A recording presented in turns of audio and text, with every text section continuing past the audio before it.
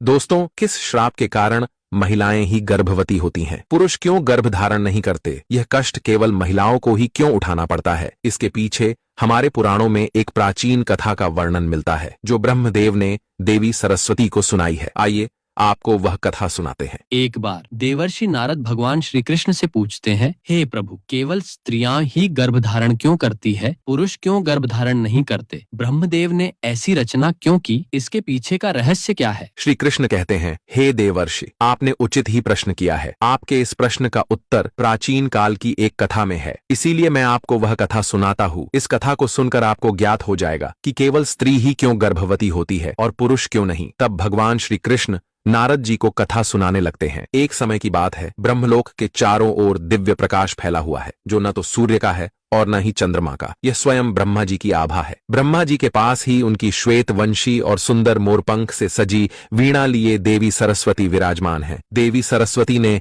ब्रह्मा जी के चरणों में बैठकर अपनी मधुर वाणी में कहना प्रारंभ किया, हे स्वामी, इस सृष्टि की संरचना में आपने अनगिनत अद्भुत कृतियां रची है। आपने अपनी इच्छा शक्ति से अनेक ऋषियों, देवताओं, गंधर्वों और सुंदर अप्सराओं को प्रकट किया। स्त्रियों को आपने सौंदर्य, चंचलता और आकर्षण प्रदान किया है, किंतु मैं एक जिज्ञासा से व्याकुल हूँ। संसार में गर्भ धारण का अद्भुत कर्तव्य और पीड़ा केवल स्त्रियों को ही क्यों सहनी पड़ती है?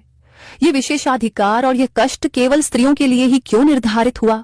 ब्रह्मा जी, जो अपनी चारों दिशाओं में देख रहे थे, उनकी बात सुनकर हल्के से मुस्कुराए। उनके मुख पर एक गूढ़ रहस्य की आभा झलकने लगी।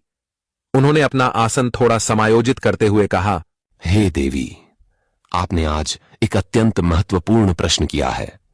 इस प्रश्न का उत्तर केवल एक कथा के माध्यम से ही समझाया जा सकता है। यह कथा इतनी प्राचीन है कि इसका उल्लेख स्वयं सृष्टि के आरंभ में हुआ था।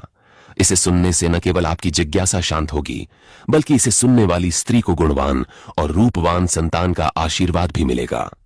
जो भी स्त्री इस कथा को ध्यानपूर्वक सुनती है, उसे निश्चित ही गुणवान पुत्र रत्न की प्राप्त होगी। देवी सरस्वती ने ब्रह्मा जी के मुखमंडल पर दृष्टि डाली और बड़े आदर से कहा, हे प्रभु, मैं इस कथा को सुनने के लिए अत्यंत उत्सुक हूँ। कृपया मुझे यह कथा सुनाइए। ब्रह्मा जी ने अपना ध्यान कुछ क्षण के लिए ब्रह्मलोक के दिव्य प्रकाश में केंद्रित किया। उनकी वाणी गंभीर हो गई और उन्होंने कहना आरंभ किया, हे देवी, ध्यानपूर्वक सुनो। यह कथा उस समय की है जब सृष्टि का आरंभ हुआ था और देवताओं तथा दानवों के बीच एक बड़ा युद्ध छिड़ा था। उसी समय गर्भ धारण का यह रहस्य प्रकट हुआ। हे देवी, इसके पीछे महर्षि पुलत्स्य और देवी हविर्भुवा की कथा है। महर्षि पुलत्स्य का जन्म मेरे कान से हुआ था। वे मेरे मानस पुत्रों में से एक हैं और अत्यंत तपस्वी, ज्ञान